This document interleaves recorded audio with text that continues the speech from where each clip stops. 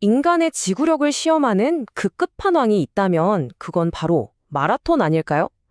이 단 하나의 레이스에 담겨 있는 역사와 과학, 그리고 인간 정신의 한계에 대한 이야기.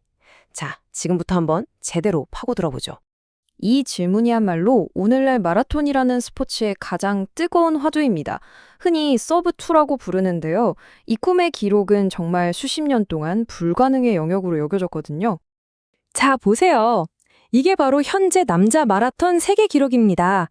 이 시간이라는 마의 벽에 불과 35초 차이예요.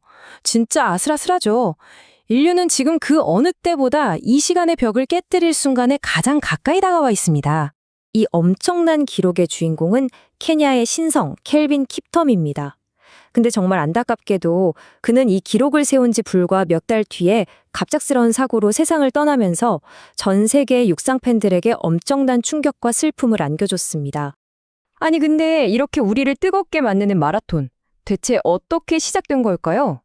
현재의 기록에서 시간을 거슬러 올라가서 그 맨 처음으로 한번 돌아가 보겠습니다. 이거 정말 유명한 이야기죠? 페르시아와의 전투에서 극적인 승리를 거둔 소식을 알리려고 약 40km를 쉬지 않고 달려온 영웅적인 전령의 이야기. 이 비극적이면서도 감동적인 전설이 바로 마라톤의 기원이라고 다들 알고 계실 거예요. 자, 그런데 말이죠. 이 슬라이드에 보이는 두 이야기, 차이가 좀 흥미롭습니다. 왼쪽은 우리가 아는 전설이고요. 오른쪽은 역사가, 헤로도토스가 남긴 실제 역사 기록이에요. 그의 기록을 보면 페이디피데스는 승전보를 전한 게 아니라 전투가 시작되기도 전에 스파르타의 지원군을 요청하러 갔던 전문 장거리 전령이었습니다. 그것도 무려 240km를요. 그리고 제일 중요한 건 임무를 마치고 죽지 않고 살아서 돌아왔다는 겁니다. 완전 다른 이야기죠?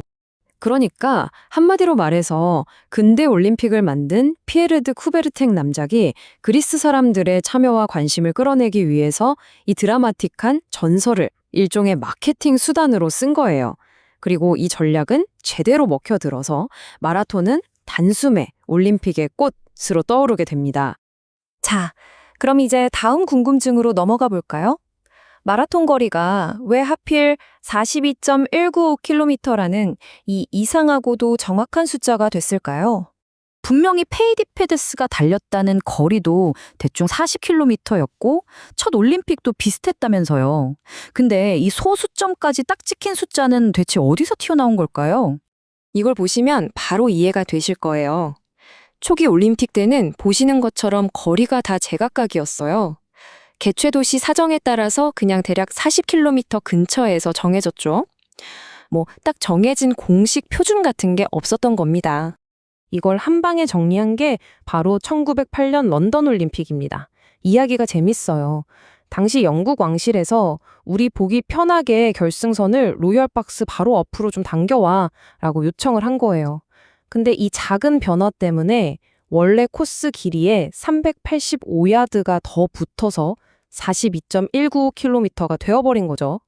그리고 이 대회가 워낙 드라마틱하고 유명해지면서 1921년에 국제육상경기연맹이 그럼 그냥 이 거리로 통일하자 이렇게 정해버린 겁니다. 진짜 우연의 산물이죠. 자, 이렇게 우연으로 정해진 거리가 이제는 전 세계를 열광시키는 하나의 거대한 현상이 됐습니다. 현대 마라톤이 어떻게 모두의 축제가 됐는지 한번 살펴보시죠. 프로 선수든 아마추어든 모든 러너들이 꿈꾸는 무대가 있는데요. 테니스에 그랜드 슬램이 있는 것처럼 마라톤에도 세계에서 가장 권위 있는 대회들을 묶어놓은 시리즈가 있습니다. 이건 전 세계 러너들의 버킷리스트 1순위라고 할 수 있죠. 바로 이 7개 대회입니다. 역사가 가장 오래된 보스턴부터 세계 기록이 쏟아지는 베를린, 그리고 2025년부터 새롭게 합류한 시드니까지 각 대회마다 저마다의 역사와 특색이 정말 뚜렷하죠. 특히 수많은 아마추어 러너들한테는요, 이 7개 대회를 전부 완주하고 받는 세븐스타 메달이 이건 그냥 메달이 아니에요. 엄청난 헌신과 노력의 상징이자 내 인생의 훈장 같은 거죠. 전 세계를 돌면서 내 한계에 도전했다는 증표니까요. 자, 이렇게 이야기가 한 바퀴 돌아서 다시 처음으로 돌아왔습니다. 고대의 전설로 시작된 달리기가 이젠 최첨단 과학의 힘을 빌려서 인간의 한계에 또다시 도전하고 있거든요. 기록 단축 혁명의 한가운데에면 바로 이 슈퍼슈즈가 있습니다. 쉽게 말해서 신발 밑창에 탄소 섬유로 만든 딱딱한 판을 넣은 건데요. 이게 아주 탄성 좋은 폼이랑 합쳐지면서 발에 디딜 때마다 에너지를 저장했다가 땅을 찰 때 뿅 하고 돌려주는 거예요. 일종의 스프링이라고 생각하시면 쉽습니다. 연구 결과에 따르면 이 신발을 신으면 일반 신발을 신었을 때보다 에너지를 약 4% 정도 아낄 수 있다고 해요. 에게 겨우 4%? 싶으시겠지만 42.19km를 뛰는 동안 4%의 에너지를 아낄 수 있다는 건 이건 정말 어마어마한 차이를 만들어냅니다. 기록이 몇 분씩 단축되는 거죠. 물론 이게 너무 사기템이 되면 안 되니까 세계육상연맹에서 엄격한 규정을 만들었어요. 위창은 40mm 넘으면 안 돼. 탄소판도 딱 한 개만 써. 이런 식으로요. 기술 경쟁이 너무 과열되는 걸 막고 공정한 경기를 하기 위한 노력인 셈이죠. 그리고 바로 이 슈퍼슈즈 기술 덕분에 켈빈 킵텀의 그 믿기 힘든 세계 신기록이 나올 수 있었던 겁니다. 이걸 보면서 사람들은 확신하게 됐죠. 아, 이제 이 시간의 벽은 진짜 깨지겠구나. 킵텀의 갑작스러운 죽음은 그가 앞으로 이뤄낼 수 있었을지도 모를 미래에 대한 깊은 아쉬움을 남겼습니다. 만약 그가 살아 있었다면 아마 인류 최초로 2시간의 벽을 깬 사람으로 역사에 남지 않았을까요? 그래서 스포츠계에서 가장 거대한 만약이라는 말이 나오는 겁니다. 킵텀이 그 가능성을 우리 눈앞에 보여줬고 기술은 계속해서 발전하고 있습니다. 이제 2시간의 벽을 넘는 건 과연 가능할까의 문제가 아니라 그게 언제가 될까의 문제로 바뀐 것 같습니다. 여러분 생각은 어떠세요?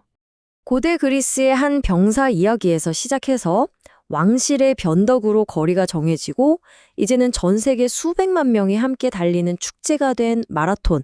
이건 단순히 누가 더 빠른가를 겨루는 경주를 넘어서 우리가 왜 달리는지, 왜 끊임없이 한계에 도전하는지에 대한 가장 위대한 이야기가 아닐까 싶습니다.